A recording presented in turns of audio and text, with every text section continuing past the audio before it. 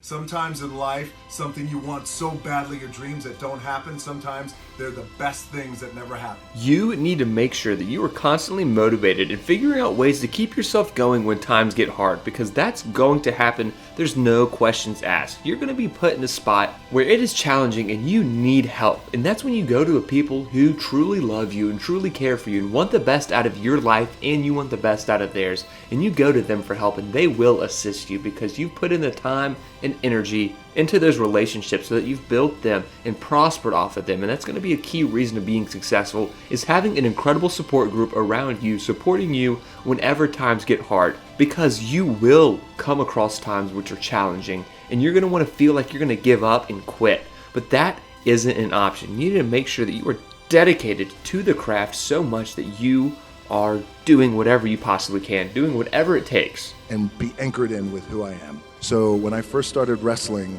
the idea was, well, why don't you call yourself Rocky Maivia? Because you should be so focused and so motivated on achieving success that that is your number one priority. And that's all you want to worry about, is being successful, because there's so many other people who wake up in the morning and just talk about becoming successful, yet they never put a step forward in the art of being successful. They never even try to become successful. They put zero effort in and they only talk about wanting to do it, yet they never make this action in order to try to achieve their dreams and shoot for the stars and do that one step that's terrifying and start trying to become successful. Sometimes in life, something you want so badly, your dreams that don't happen, sometimes they're the best things that never happen.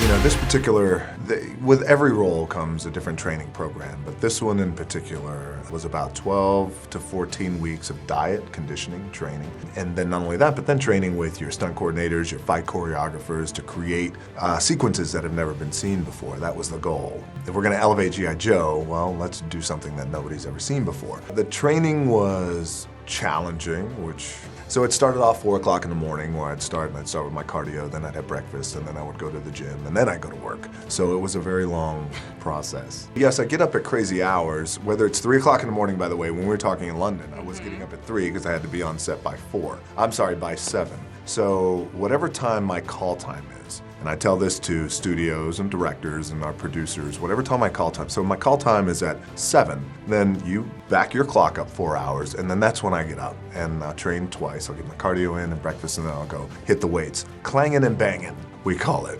It just gives such perspective. When we were 14 years old, we lived in Hawaii, and we lived in a small efficiency apartment. And my mom and I came home, and I'll never forget, the rent was $180 a week. And there was an eviction notice on the door. And this was the one, it was the final eviction notice. Like, that's the one. My mom started crying, and I never forgot in that moment. It was a seminal moment for me because I felt like I never want to be in this position again. What can I do? So at 14 years old, I thought, well, the heroes in my life, Muhammad Ali, for example, professional wrestlers, they're all men who have worked hard with their hands and they built their body. Yes, that's what I'm going to do. I'm going to do what my dad taught me and these other heroes. I'm going to go build my body so we're never evicted again. But being evicted, by the way, has, as you were saying, has not only given me just great perspective, but also great gratitude, but also, and my team and my family, we laugh at it, but I feel this way, like, oh, well, you know, we're a month away from being evicted. I got to go to work. The most this and the most that, again, it's wonderful, but the alternative is what I once was.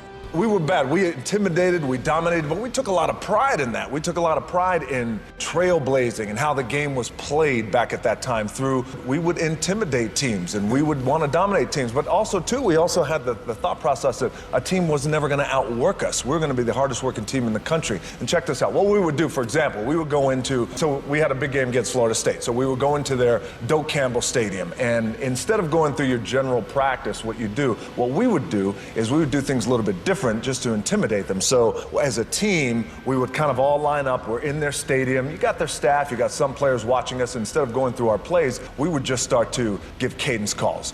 Yes, I get up at crazy hours, whether it's 3 o'clock in the morning, by the way. When we were talking in London, I was getting up at 3 because I had to be on set by 7. So whatever time my call time is, and I tell this to studios and directors and our producers, whatever time my call time. So my call time is at 7.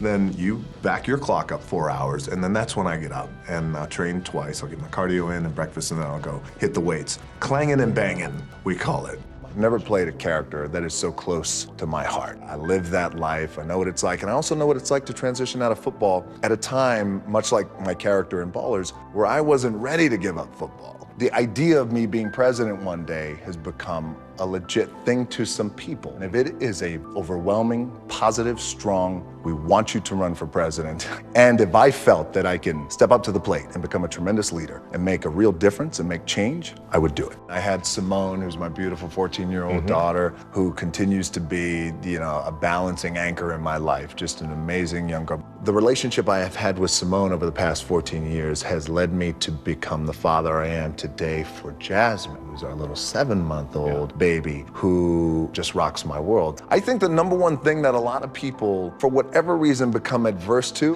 carbs are your friend.